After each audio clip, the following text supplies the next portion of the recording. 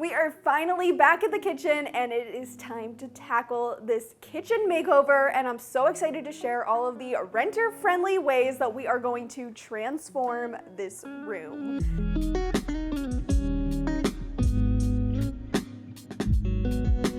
Hi, I'm Alli and welcome to my channel and welcome to the kitchen. It's so outdated. It is so just not my style or to my taste at all, and I want to do something to kind of enhance it, make it feel a lot better and more designer than it does right now, using renter-friendly hacks and DIYs throughout the entire space. Now, if you remember a couple weeks back, honestly it's more like months back now at this point, I hired a couple designers off of Fiverr. I partnered with Fiverr to do this, and they gave me these renderings, and I was really taking in all of these different designs that I was given to formulate how I want this room to look. If you haven't checked out that video, I'll make sure that I link it in the description box for you to watch after watching this one. One part of these designs that really stuck out to me was this side of the kitchen, kind of where you guys are standing right now. It's kind of like an island in a way, and that's the vibe that I want to create in the space. So I want to start over there first. We're gonna need to go do a quick supply run and then we can get started.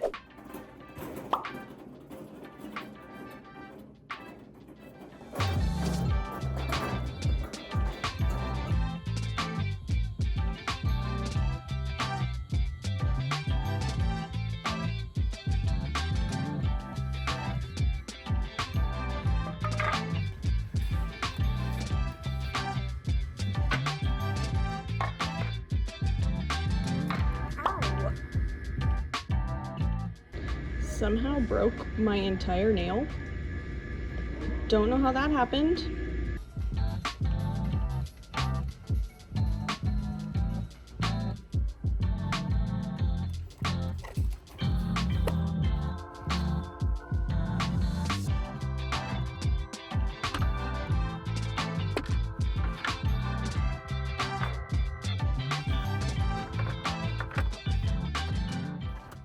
I am back from the supply run and we are going to be tackling this area right here underneath the counter, and because in the entryway space I did some board and batten type look, we're going to continue that for this underneath area here, but also use it as an opportunity for a little pop of color. So I picked up these. I don't know what these are. What size is this? This is like a 3x1, I think.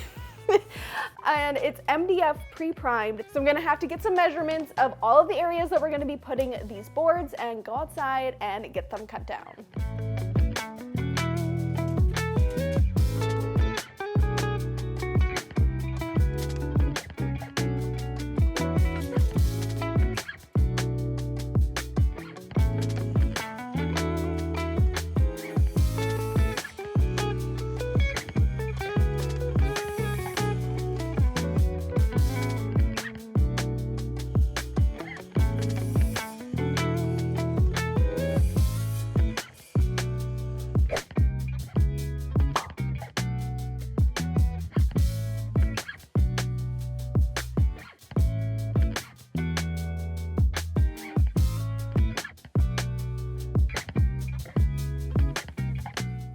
All right, I cut all the boards and I also cleaned the wall and the side of the cabinet, so it's looking really, really good. I'm so glad I did that because this was so dirty and disgusting. Well, anyway, so what we're gonna do now is move on to the part that I am very excited about, because this is gonna be the way that we'll be able to transform the color of this area right here without having to actually paint the wall, and that is by using some contact paper. Now, this is a method that I have done before on my channel. If you have caught my board and batten video from years and years and years back now at this point, we're gonna be following that exact same method, but just switching it up ever so slightly to make it so it applies to this underneath the island or peninsula type area. One thing I did notice, which is something I did not face when I did that wall, was that this contact paper is not wide enough to cover so that the boards will hide the seams. So we're going to have to somehow address that issue. So we're gonna have to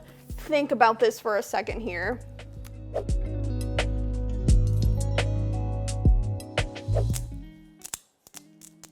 So I think I figured out what we're gonna do about the contact paper, and I decided that the easiest way to do this in order to figure out the placement of where that seam is going to end up being is by hanging up the boards first and then figuring out the spacing of the contact paper. So I'm gonna be using my favorite, which are the picture hanging command strips.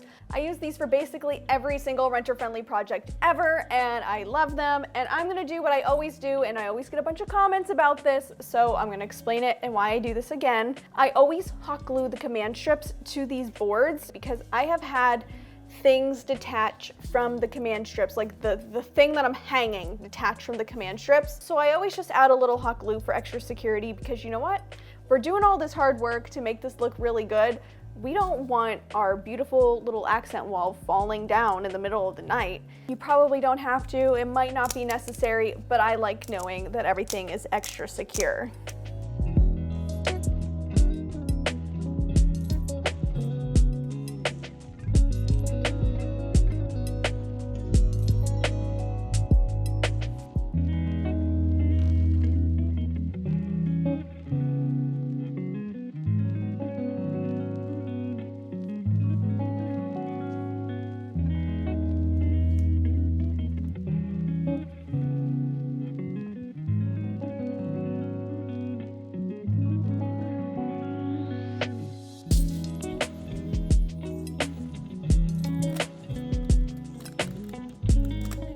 This may seem counterintuitive to see me stick all of the boards up on the wall and then pull them down, but what this allows me to do is see where the command strips will be located and then apply the contact paper. And this is because you don't want the command strips attached to the contact paper itself, because otherwise it's not going to get a good grip and potentially could pull the contact paper down from the wall. It's just best that the command strips are adhered to the wall like they're designed to be. And use a craft knife to carefully trim around the strips so that I was leaving enough room so that the boards overlap the paper when reattached.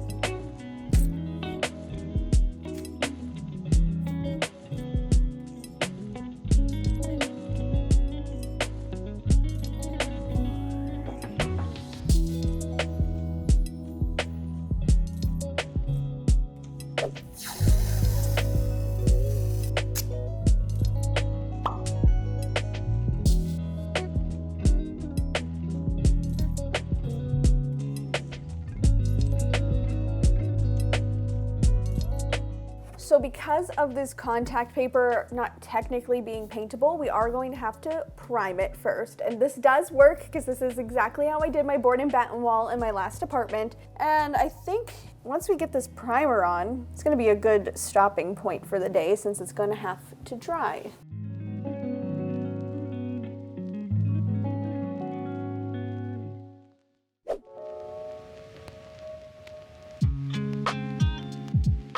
So it is a new day and the primer has dried up very well and I'm really excited. I can feel it. You can't see it, but I can feel it and it feels like it is ready to go. Like this is nice and prepped. And so at the time of putting this primer up, I had no idea what color I was going to paint this. So last night, Alex and I went out to Lowe's and we picked up our paint color. And with his help, this is the one that we picked out. And the color is called Flora, and it's this beautiful dark green shade. I am so excited to see how this is gonna look up on the wall. I have never done green, so this is gonna be a new adventure.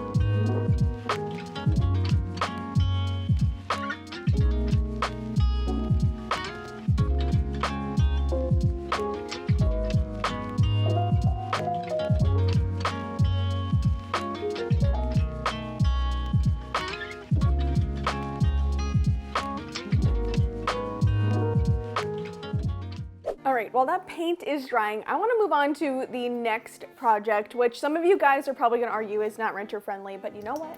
I don't care. This is going to make such a big difference. So I purchased some pendant light fixtures off of Amazon, and I think these are a fairly decent size for this small little space, and they were pretty decent deal. I'll be sure to link these down below in the description box, and they are black on the outside with some gold on the inside like that. And we are going to be doing this renter friendly because we're not going to be doing any hard wiring per se. We're just going to need to put a couple small holes in the ceiling to mount them. Now, when I bought these, I originally thought that I was going to stick with the black finish, but then I'm thinking it's just like way too much black with all the other black appliances, and we're gonna plan on doing some black hardware in this kitchen. And I think because I love brass and gold so much, this would be a great moment to bring that in. So we're gonna do one of my favorite DIY hacks to make things look nice and brass or patinaed, and that is by using rub and buff. And I have a couple different colors here, and we're just gonna sponge it on in a way that kind of just looks like it's aged or something like that.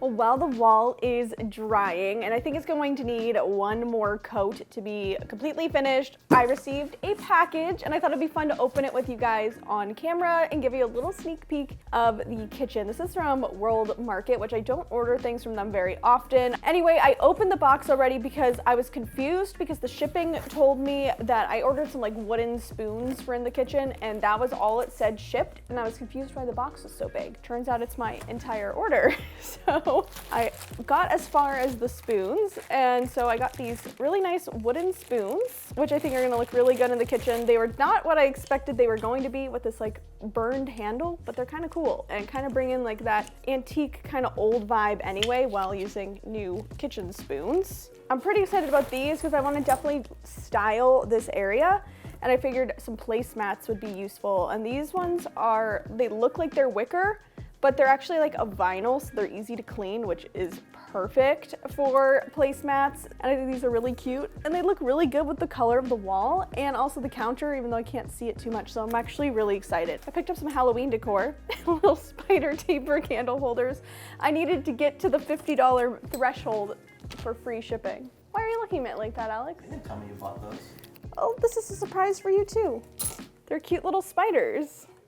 And IKEA sells something similar, but it's for a tea candle. I like this because they hold a taper candle, and I think that's even better. So these are super cute. And then this item here, which is what I'm most excited about, and this is it's gonna be so cute. This is what I was really excited to show you guys.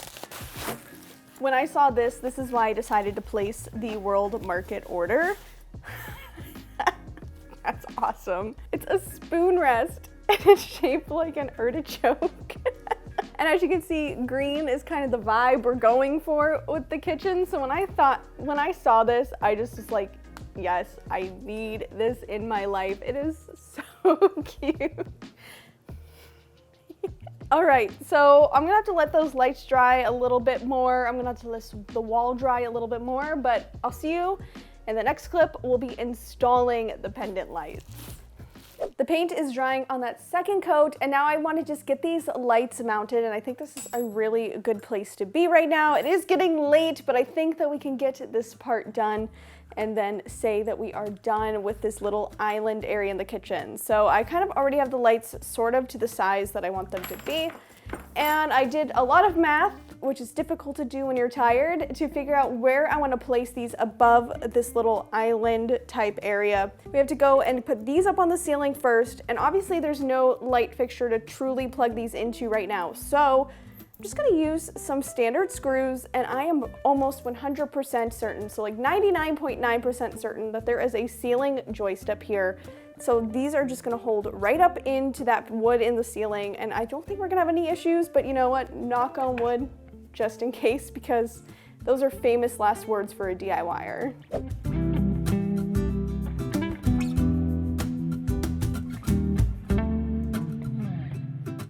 So it turns out there was no ceiling joist like I had hoped. So instead, I ended up using some plastic toggle anchors to make sure that the light fixtures would not fall down from the ceiling. These will be removable at move out time. All I'm gonna have to do is just spackle in the holes. It's okay. And if you're lucky enough to have smooth ceilings, you could actually do this pendant light hack with command strips. I have seen people use command strips to hang ceiling lights, and apparently it works pretty well. But because I have textured ceilings, I did have to drill holes, but I promise I will patch them up when I take these down.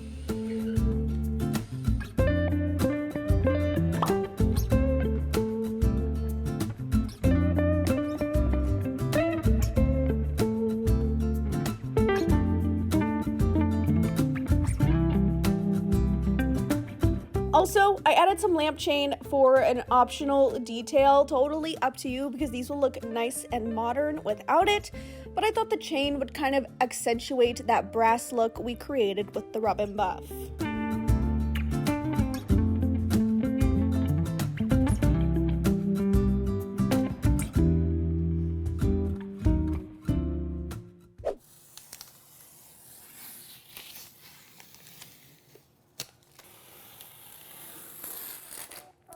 The lights are up and they look really good, but these aren't just gonna be hanging pendant lights that provide no light. So because they're not hardwired, we have to do something that is super cool. It's a really cool lighting hack, and that is by using rechargeable light bulbs. I got this pack of 2 off Amazon, and these are awesome. I'm gonna show you what they are. And okay, so here's the bulb. It's kind of funny shaped, but that is fine. It comes with 2 chargers for each of them. You also get a remote, which is really good. But the reason I picked out these bulbs specifically is because you can screw them into a socket, but the best part, to make them so you can recharge these bulbs, they just magnet. How cool is that? So you can just have that in the socket at all times when it needs recharge, pull it out, plug it in. This is the coolest thing. And it comes with a bunch of light color temperatures, brightness, a whole bunch of different features. So these are gonna look really good and really put in that full effect of having hanging pendant lights in the kitchen.